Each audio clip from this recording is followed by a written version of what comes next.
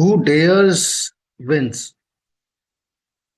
It's an old saying, who dares wins.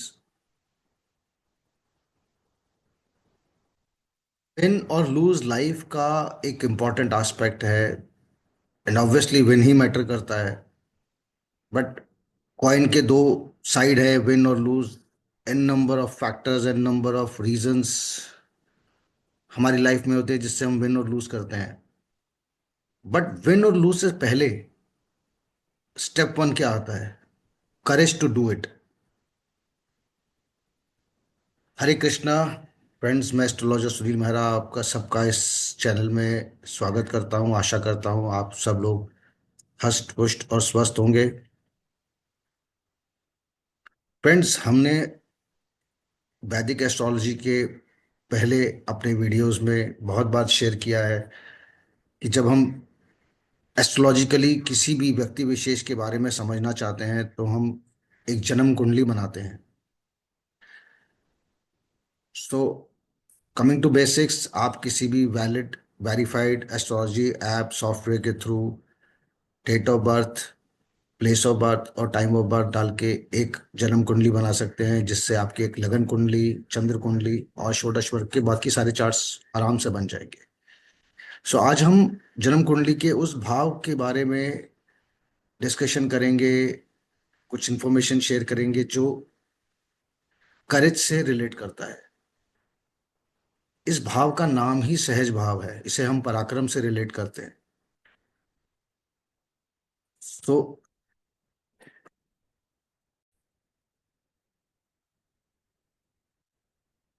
Friends, जन्म कुंडली के 12 भावों के बारे में हमने पहले भी डिस्कस किया है। 9 ग्रह और 12 भाव हैं हमारे जन्म कुंडली में, जो बेस है इस वैदिक एस्ट्रोलॉजी डिस्कशन का। किसी भी सॉफ्टवेयर में आप date of birth, time of birth और प्लेस ऑफ बर्थ डाल के एक जन्म कुंडली बना सकते हैं। इस भाव को फर्स्ट हाउस कहते हैं और लेफ्ट से हम मूव करते हैं, दिन सेकंड एंड थर्ड। तो आज हम बात करेंगे थर्ड हाउस की। थर्ड हाउस हमारे जन्म कुंडली में है, हमारे D1 चार्ट में, हमारे लगन कुंडली में किन एस्पेक्ट्स को रिलेट करता है। उनमें मेन एस्पेक्ट्स हैं कोबॉन्स, ब्रदर एंड सिस्टर। जब हम किसी व्यक्ति विशेष, किसी पर्सन के D1 चार्ट को, लगन कुंडली को देखते हैं तो थर्ड हाउस से हम उसके ब्रदर सिस्टर्स के बारे में समझ सकते हैं, उसके बारे में, उनके साथ उनके रिलेशंस कैसे हैं, कैसा सपोर्ट रहेगा या किस तरीके के कन्फ्लिक्ट्स रेज हो सकते हैं। So that comes from third house of the D1 chart. Specifically mention किया जाए तो थर्ड हाउस यंगर सिबलिंग्स की बात की जाती है यहाँ पर, कजन्स, रिलेटिव्स। और एक और इम्पॉर्टेंट एस्पेक्ट आता है थर्ड हाउस का, नेबरहुड। वैसे तो जब हम अपने हाउस को, अपनी प्रॉपर्टी को देखते हैं तो वो फोर्थ हाउस से देखते हैं, बट हम एनवायरनमेंट और नेबरहुड को देखते हैं तो there comes the role of third house, जो नेबरहुड को रिलेट करता है इन एस्ट्रोलॉजी। तो जब भी हम अपने नेबरहुड के साथ रिलेशन, वहाँ पर हमारे किस तरीके के कम्युनिकेशंस होते हैं, तो हम थर्ड हाउस को स्पेसिफिकली कंसिडरेशन में लेते हैं। And coming to the point one where we started, the courage. आप अगर अपने चार्ट में किसी particular personality trait, health, longevity, किसी भी एस्पेक्ट को देखना चाहते हैं तो सबसे पहले फर्स्ट हाउस आता है, जिसे लगन और लग्नेश कहा जाता है। उसके बाद इमीडिएटली अगर हम किसी भी courage, will power to do, because हम इस वर्ल्ड में हैं तो हम किसी कर्म के लिए हैं, किसी सक्सेस के लिए, किसी गोल के लिए, किसी अचीवमेंट के लिए। तो वो सब करेज हम थर्ड हाउस से देखते हैं। Courage could be for your sports, for your professional life, for your achievements, for anything which you want to attain in life. जब हम उस टास्क को अपने माइंड में लेके आते हैं, अपने थॉट्स में लेके आते हैं, बट हम अचीव करना चाहते हैं, तो उस अचीव को करने के लिए, स्टेप वन उठाने के लिए, उस फीलर को, उस विल पावर को हम एनालाइज करना चाहते हैं। देयर कम्स द करेज, और करेज को हम एस्ट्रोलॉजी में थर्ड हाउस से रिलेट करते हैं, थर्ड हाउस से ही एनालाइज करते हैं। थर्ड हाउस का एक और इंपॉर्टेंट रोल आता है जहां आता है communication and writing skills.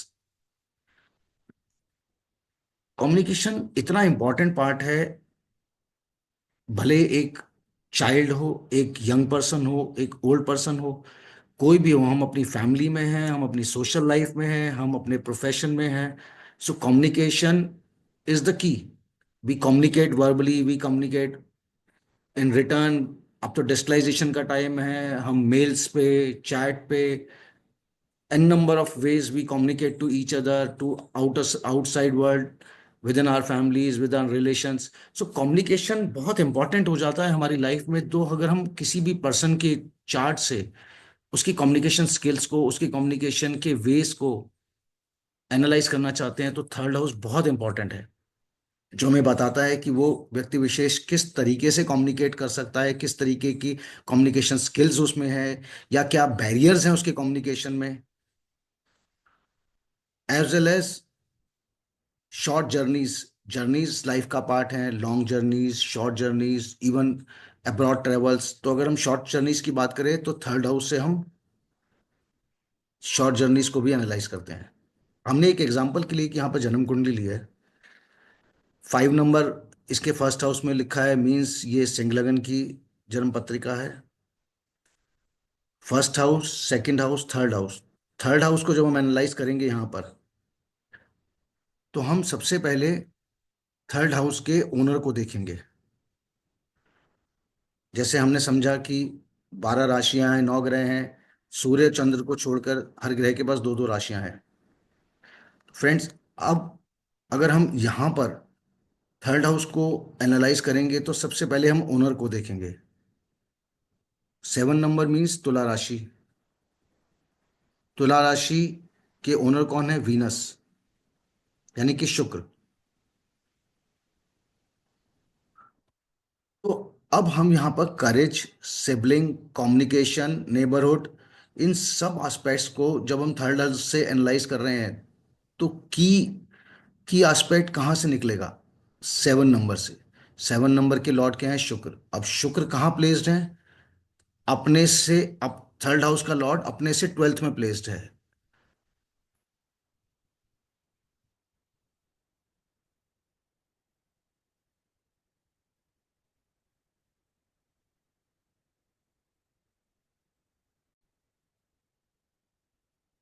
Friends, हमने ये समझा बेसिकली कि ओनर इज द बेस, पर हम किसी भी प्लैनेट को और किसी भी हाउस को आइसोलेशन में नहीं लेते। अब अगर मुझे थर्ड हाउस एनालाइज करना है, तो थर्ड हाउस के प्लैनेट की पोजीशन, उसकी स्ट्रेंथ, वीकनेस, थर्ड हाउस में प्लेस्ड प्लैनेट्स, जैसे यहाँ पे सूर्य यानी कि लगन, लग्नेश ही यहाँ पर विराजमान है। पराक्रम हाउस में लग्नेश की पोजीशन बहुत अच्छी है, काफी कॉन्फिडेंट, विल पावर वाले पर्सन है, एनर्जेटिक है। बट सन इज डेबिलेटेड, सन में पावर नहीं है, उदादित्य योग बन रहा है। सेकंड हाउस धन का लॉर्ड थर्ड हाउस में, मीन्स सिबलिंग्स से कहीं ना कहीं फाइनेंशियल इनके रिलेशन बने रहेंगे। It could be a support both ways, most probably कि सिबलिंग से ही इनको सपोर्ट मिलेगा फाइनेंशियली, और छोटे भाई बहनों से इनका अच्छा अफेक्शन और केयर भी रहेगा। अब हम एक एस्पेक्ट को बिल्कुल इग्नोर नहीं कर सकते जो ज्योतिष का बहुत इंपॉर्टेंट है, वो दृष्टि। हर प्लेनेट, हर हाउस के ऊपर किसी ना किसी ग्रह की दृष्टि पड़ रही है, जो उस हाउस और उस प्लेनेट को बहुत ज्यादा इफेक्ट करती है, इम्पैक्ट करती है, पॉजिटिव और नेगेटिव एनर्जीज डालती है उस हाउस और उस प्लेनेट में। तो जब हम थर्ड हाउस को एनालाइज कर रहे हैं, सिबलिंग्स के साथ रिलेशन, करेज को, कम्युनिकेशन को, नेबरहुड को, तो हमने शुक्र की पोजीशन देखनी है, यहाँ पर बैठे हुए प्लैनेट्स की पोजीशन देखनी है, और यहाँ पर किस किस ग्रह की दृष्टि पड़ रही है। शनि की दृष्टि पड़ रही है, तो कम्युनिकेशन में, करेज में डिलेस करा सकते हैं, नेबरहुड में थोड़ा सा हेजिटेशन करा सकते हैं। मंगल की दृष्टि पड़ रही है, वो भी डेबिलेटेड। मंगल की दृष्टि सूर्य के साथ भी करेजियस बना सकती है, एनर्जेटिक, ओवर एग्रेसिव भी बना सकती है। अगर एनर्जीज बैलेंस नहीं रहे तो कंफ्लिक्ट क्रिएट करेगी। अगर उसको प्रोडक्टिव यूज किया गया तो वो सक्सेस की तरफ एक पॉजिटिव एनर्जी बन जाएगी। Same time well place Jupiter की दृष्टि पड़ रही है। Jupiter is a divine and spiritual planet, means जब भी इनका अपने सोशल लाइफ में, अपने एनवायरनमेंट में, स्पेसिफिकली अपने नेबरहुड में या अपने भाई बहनों के साथ कम्युनिकेशन होगा। It could be more of a discussion towards spiritual divinity, occult science से रिलेटेड। और इनफैक्ट इनकी इमेज भी अपने नेबरहुड में, अपने रिलेशंस में, अपने सिबलिंग्स के साथ एक डिवाइन और स्पिरिचुअल पर्सन की रहेगी। सो इस तरीके से हमने आज ये समझा कि एक सिंपल तरीके से हम अपने थर्ड हाउस को, जो कि करेज, नेबरहुड, सिबलिंग्स के साथ रिलेशन और मेन कम्युनिकेशन का जो हमारा हाउस है, उसको कैसे एनालाइज कर सकते हैं। तो फ्रेंड्स, हम इस हाउस में जो भी हमें इसका कंक्लूजन करना है, उसके लिए हमें इसके ओनर को, इसमें बैठे हुए प्लैनेट्स को और इस पे पड़ने वाली दृष्टि जिस इस ग्रह की है, उन सबको एक साथ कंसोलिडेट करके then we can find out कि वो किस तरीके का कम्युनिकेशन रहेगा, किस तरीके का रिलेशन रहेगा। अगर हम बहुत डीपर में देखना चाहते हैं तो हम वीनस किस नक्षत्र में है, उस नक्षत्र के लॉर्ड की पोजीशन क्या है, that also we can do. So friends, आशा करता हूं आपको मेरा ये वीडियो पसंद आया होगा। लाइक और सब्सक्राइब करना नहीं भूलिएगा।